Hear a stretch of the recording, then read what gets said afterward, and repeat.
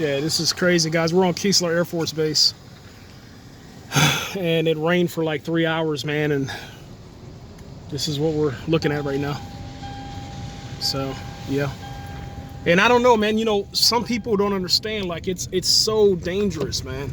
You got to just wait. You have to wait, man.